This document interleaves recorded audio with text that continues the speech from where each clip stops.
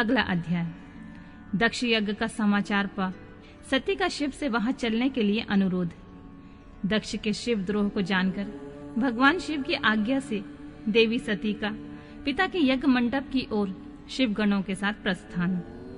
ब्रह्मा जी कहते हैं, नारद, जब देवर्षि गण बड़े उत्साह और हर्ष के साथ दक्ष के यज्ञ में जा रहे थे, उसी समय दक्ष कन्या देवी सती गंधमादन पर्वत पर चंदोबे से युक्त धारागृह में सखियों के साथ घिरी हुई भांति भांति की उत्तम क्रीड़ाएं कर रही थीं। प्रसन्नता पूर्वक क्रीड़ा में लगी हुई देवी सती ने उस समय रोहिणी के साथ दक्ष यज्ञ में जाते हुए चंद्रमा को देखा। देखकर वे अपनी हितकारिणी प्राण प्यारी श्रेष्ठ सखी विजया से बोली, मेरी सखियों में श्रेष्ठ प्राण प्रिय विजय, जल्दी जाकर पूछ तो आ, ये चंद्रदेव रोहिणी के साथ कहाँ जा रहे हैं। सती के इस प्रकार की आज्ञा देने पर विजया तुरंत उनके पास गई और उसने यथोचित शिष्टाचार के साथ पूछा, चंद्रदेव, आप कहाँ जा रहे हैं। विजया का यह प्रश्न सुनकर चंद्रदेव ने अपनी यात्रा का उद्देश्य आदर पूर्वक बताया। दक्ष के यहाँ होने वाले महोत्सव आदि का सारा वृतांत कहा। वह सब सुनकर विजया बड़ी उतावली के साथ देवी के पास आई और चंद्रमा ने जो जो कहा था उसने सब कह सुनाया। उसे सुनकर कालिका सती देवी को बड़ा विस्मय हुआ।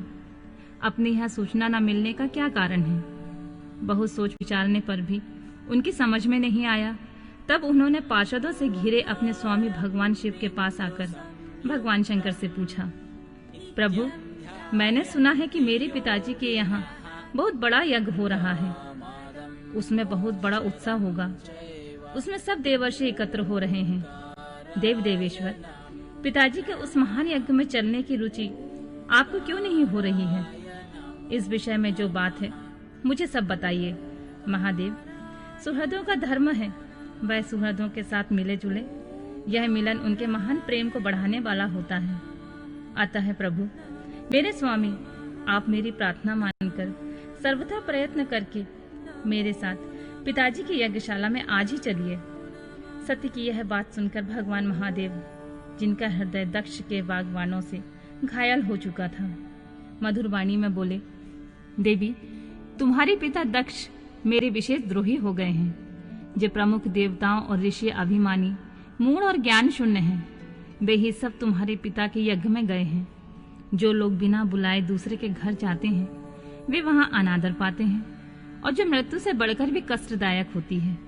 अतः प्रिय, तुमको और मुझको तो विशेष रूप से दक्ष के यज्ञ में जाना नहीं चाहिए, क्योंकि हमें वहां बुलाया नहीं गया है। मैंने सच्ची बात कही है। महात्मा महेश्वर के ऐसा कहने पर सती रोषपूर्वक बोली, शंभु, आप सबके ईश्वर हैं। जिनके जाने से यज्ञ सफल होता है, उन्हें आपको मेरे दुष्ट पिता ने इस समय आमंत्रित नहीं किया है। प्रभु, उस दुरात्मा का क्या अभिप्राय है, मैं सब जानना चाहती हूँ। साथ ही वहां आए हुए संपूर्ण दुरात्मा देवर्षियों का मनोभाव का भी मैं पता लगाना चाहती हूँ। अतः प्रभु, मैं आज ही पिता के यज्ञ में जाती हूँ। नाथ महेश्वर, आप मुझे जाने की आज्ञा दे दें। देवी सती के ऐसा कहने पर सर्वज्ञ सर्वदृष्टा सृष्टिकर्ता एवं कल्याण स्वरूप साक्षात भगवान रुद्र ने उनसे इस प्रकार बोला।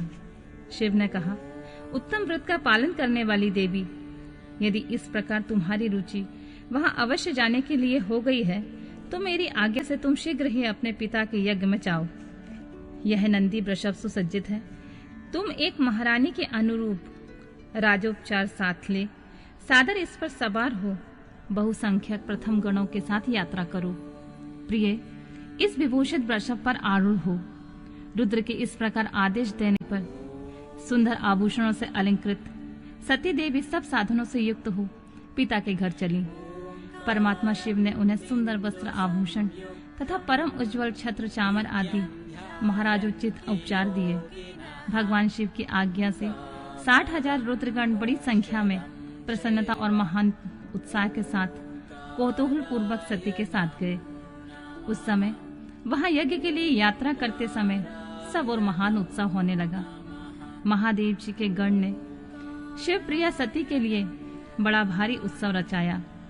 वे सभी गण कौतूहल पूर्ण कार्य करने तथा सती और शिव के यश को गाने लगे। शिव के प्रिय और महान वीर प्रथमगण प्रसन्नता पूर्वक उछलते कूदते चल रहे थे। जगदम्बा के यात्रा काल में सब प्रकार से बड़ी बड़ी भारी शोभा हो रही थी। उस समय जो सुखद जय जयकार आदि का शब्द प्रकट हुआ, उससे तीनों लोग गूंज उठे।